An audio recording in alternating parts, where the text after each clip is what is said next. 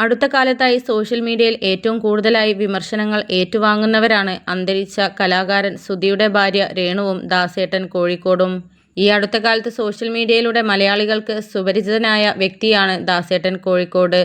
രേണുവിനൊപ്പം reel ചെയ്തതോടുകൂടിയാണ് അദ്ദേഹം ഇത്ര പരിചിതമായത്. സുധി മരിച്ചതിനു ശേഷം സോഷ്യൽ മീഡിയയിൽ സജീവമായ രേണുവിനെതിരെ പൊതുവിൽ ഒരു വിഭാഗം ആളുകൾ എതിരായിരുന്നു. ഭർത്താവ് മരിച്ച ഒരു ഭാര്യ ഇത്തരത്തിൽ സോഷ്യൽ മീഡിയയിൽ വീഡിയോ ചെയ്യുന്നത് വലിയ തെറ്റാണെന്ന രീതിയിലായിരുന്നു ആളുകളുടെ പ്രതികരണം. എന്നാൽ തന്റെ കുടുംബം പുലർത്താനാണ് താൻ അഭിനയരംഗത്തേക്ക് കടന്നു വന്നതെന്നും റീൽസ് ചെയ്യുന്നത് തന്റെ സൗകര്യമാണ്, ഭർത്താവ് മരിച്ച സ്ത്രീകൾ ഒരു ചട്ടക്കൂടിനുള്ളിൽ ഒതുങ്ങിക്കഴിയണമെന്ന ചിന്താഗതിയാണ് തെറ്റെന്ന ഉറച്ച നിലപാടിൽ മുന്നോട്ട് പോവുകയായിരുന്നു രേണു സുധി. ആയിടയ്ക്കാണ് രേണു സുധിയും ദാസേട്ടൻ കോഴിക്കോടും ഒന്നിച്ച് ഒരു വീഡിയോ ചെയ്തത്. ചാന്തുപൊട്ട് എന്ന സിനിമയിലെ ഒരു ഗാനത്തിലാണ് ഇരുവരും ഒന്നിച്ചത്. ഇതോടെ ഇരുവർക്കും നേരെ വലിയ രീതിയിലുള്ള സൈബർ ആക്രമണമാണ് നടന്നത്.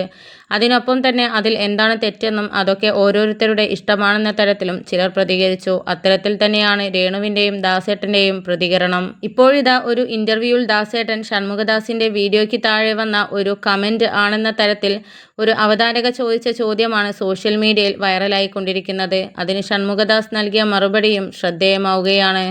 അവതാരകയുടെ ചോദ്യം ഇങ്ങനെയായിരുന്നു: ദാസേട്ട, നിങ്ങൾക്ക് വന്ന ഒത്തിരി കമന്റുകളിൽ ഒന്നാണ് ദാസേട്ടൻ ഒരു പെണ്ണുപിടിയൻ ആണ് എന്ന്.